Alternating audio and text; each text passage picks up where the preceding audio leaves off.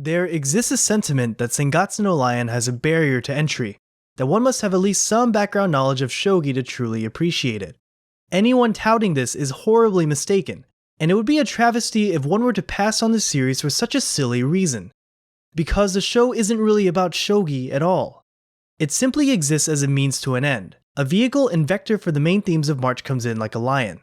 Truly, shogi is one of the many motifs the show uses to drive its message and characterization, and in concert they work to support what makes the show so good in the first place.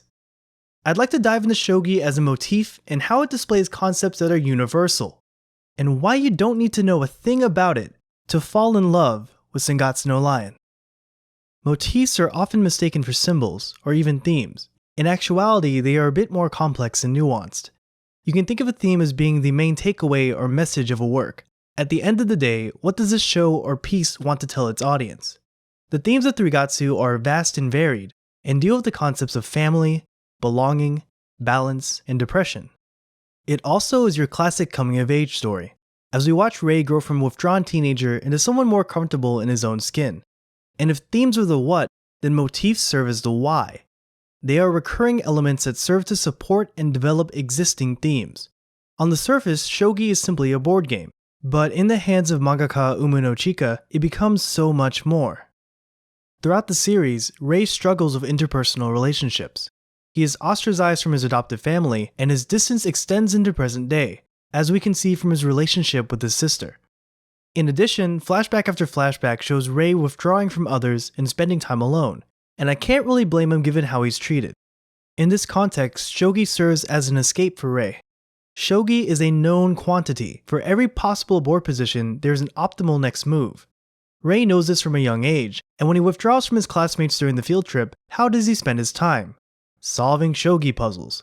You see, unlike people, shogi has right and wrong answers, and part of being a good shogi player is predicting future moves and supplying the right answer in response. In contrast, there is no opening to establishing a relationship with someone, and trying to predict someone's behavior is an exercise in futility. Unfortunately for Rei, people are illogical, petty, and can be entirely unpredictable. Over the course of Sangatsu no Lion, however, we can see Rei's perception of shogi subtly and steadily shifting. In the beginning, he uses it as life support, the only familiar thing in a world of uncertainty. But eventually, it serves to stand for contribution and stability. In the first half of Season 2, Rei finds renewed purpose in his shogi playing, recompense for the burden he feels he's imposed on the Kawamoto family.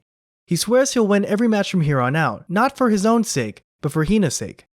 This transition is significant because Rei's feeling of being a freeloader has been part of his character from the beginning. But slowly and surely he realizes that he is so much more than that, and this is reflected in his attitude towards shogi. Sangatsu does a great job of establishing the growth of Rei's attitude towards his relationships through shogi. Just compare his feelings towards it at different moments throughout his life. As a child, he didn't even particularly enjoy shogi, and clings to it simply as a way to interact with his father and adoptive father. But without shogi, he would have never met those he now considers friends, such as Nikaido and Shimada-san. And through Shimada, he learns what shogi means to other people, such as how it can serve as a connection to a place and community, even when you're far from home. How playing shogi, while being an individual sport, nevertheless can be a collaborative effort, and ultimately give you a place where you feel like you belong. Rei is a person that didn't even like shogi at first, but now look what he does after learning of Hina's troublesome school predicament. Share with her something that's given him countless purpose and joy. Even when the characters are actively playing shogi, the show still isn't about shogi. Instead, every match is Rei being forced to contend and connect with another human being. They serve as battles of ideology, with each character's playstyle reflecting their own personal philosophies towards life. In episode 7 of the second season, Rei receives a curious bit of criticism, that he acts as if the world revolves around him. This seems illogical at first, to which Rei would agree, but think about the wicked whispers of depression. I'm not worth it.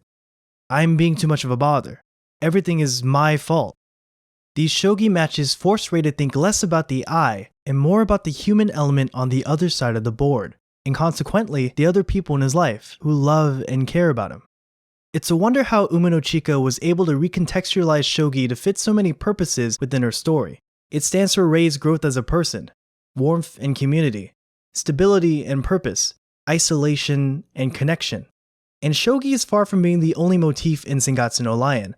Water and nature continually make themselves known throughout the series and serve to deliver their own thematic payloads.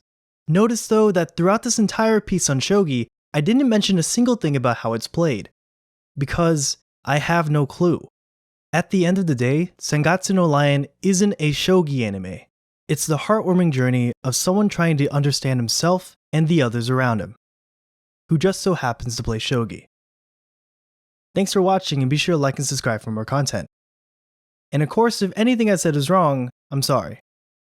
I must have stuttered.